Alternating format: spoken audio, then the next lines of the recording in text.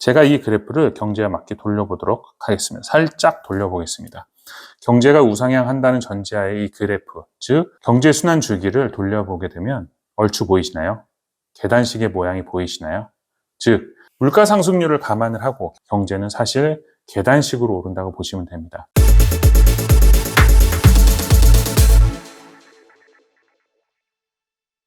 안녕하세요, 한동화입니다. 오늘은 요즘 같은 하락 시기에 부동산 매수 타이밍을 어떻게 잡는지에 대해서 알아보도록 하겠습니다. 그런데 많은 매수자들이 이 하락기가 짧게는 2, 3년, 길게는 7, 8년 갈 거라고 생각을 하기 때문에 매수에 대해서 정확한 타이밍을 못 잡고 계신 분들이 상당히 많습니다. 그래서 오늘은 제가 이 매수 타이밍을 언제 잡아야 되는지 정확하게 알려드릴 테니까 그 부분 정확하게 판단을 하시고 지금부터 준비를 하셔서 반드시 상승장이 오기 전에 매수 타이밍을 잡아보시기 바랍니다. 자, 그러면 제가 그림을 하나 준비했습니다.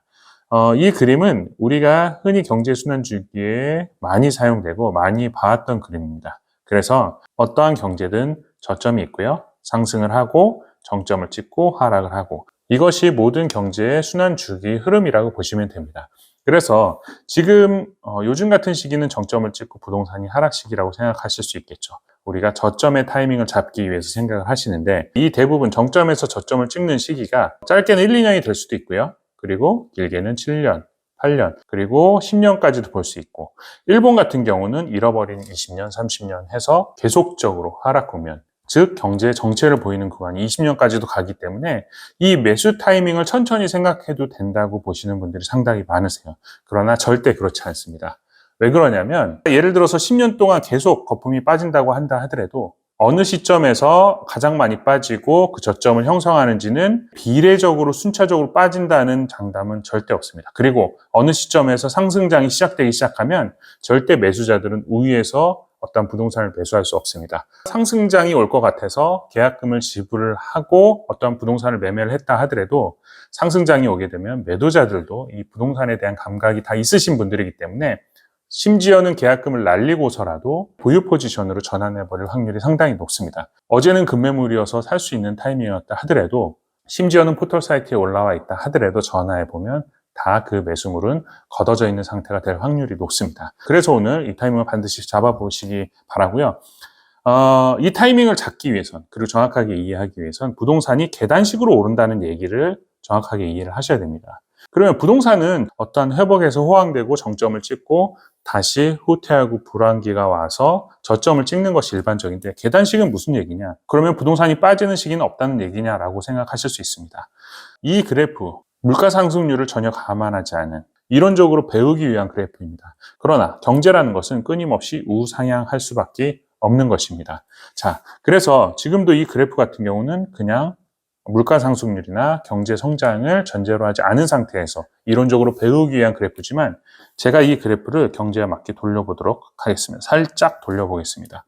경제가 우상향 한다는 전제하에 이 그래프, 즉 경제 순환 주기를 돌려보게 되면 얼추 보이시나요? 계단식의 모양이 보이시나요?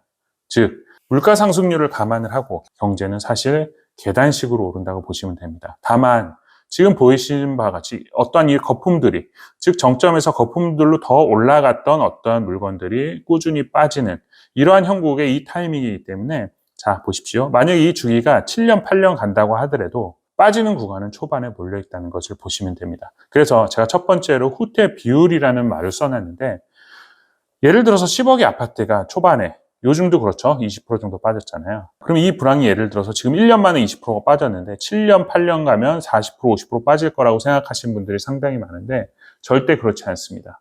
이 그래프에서 보는 바와 같이 초반에 훅 빠졌다가 어떠한 일정 시점에 평타가 유지가 되는 거죠. 이 빠지는 구간들은 심리적인 요인에 의해서 빠지거나 아니면 그동안 미디어를 통해서 거품이 많이 껴있던 것들이 확 빠지는 국면이라고 보시면 됩니다. 그래서 어떠한 부동산 경기나 전체적인 경기 불황이 7년, 8년, 10년까지 온다고 하더라도 사실 초반에 20, 30%확 빠지는 형국에서 평타가 유지되는 계단의 그래프를 그린다고 보시면 됩니다. 그리고 두 번째로는 매도 심리에 있습니다.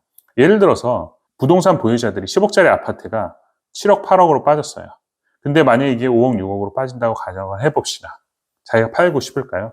급매물은 나올 수 있어요. 당장 현금 유통이 필요하다거나 아니면 그 부동산을 어떤 PF 외부의 자금들로 인해서 유지하고 계신 분들이라면 경제 불황이 대부분 금리 상승과 같이 동반하기 때문에 버티기 힘든 매물들은 몇 개 빠져나올 수가 있어요. 그렇지만 심리적으로 10억짜리 아파트가 6억, 7억이 됐는데 팔 확률은 상당히 적다고 보시면 됩니다. 즉 수치적으로는 빠질 수 있어도 매도자들의 그 매도 물건들이 전혀 없다고 보시면 됩니다. 이건 또 이렇게 생각해 보시면 되세요. 예를 들어 10억짜리 아파트 월세가 뭐 100에서 200, 200으로 잡아보면 연간 공실률로 인한 손해가 2,400만 원 정도 됩니다. 그럼 4년 동안 내가 아파트를 텅텅 비워놓는다고 하더라도 겨우 1억이라는 손해를 보는 것입니다.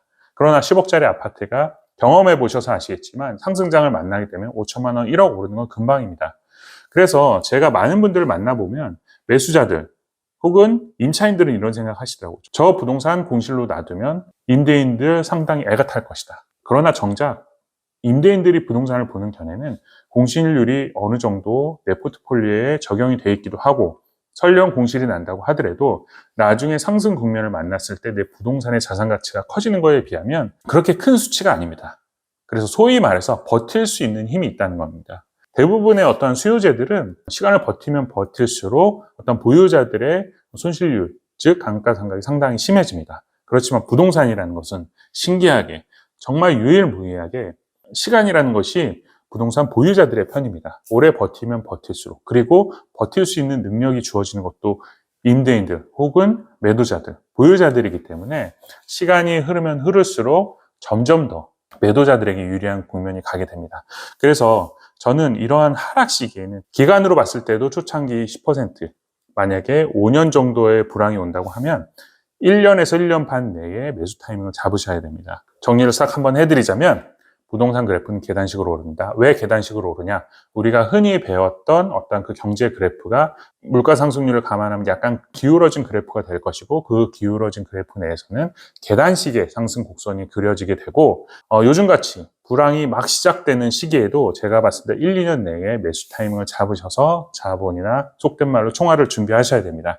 그렇지 않으면 3년, 4년 지나면 매도자들의 매도 심리도 확 가라앉게 될 거고요. 급전 문제도 해결되게 될 것이고요. 그리고 빠지는 어떤 역량도 적어지기 때문에 매도자들은 버텨봐야겠다는 생각들이 점점 강하게 되고 그러면 매도자들이 갑이 되게 되는 것입니다. 그래서 이렇게 부동산 하락 시기에는 반드시 초반에 어떠한 매수 타이밍을 잡기 바라고요. 그래서 이러한 경제 그래프, 계단식으로 오르는 부동산 그래프를 반드시 기억하시고요. 매수 타이밍 조만간 올 겁니다. 반드시 잡으시기 바랍니다. 감사합니다.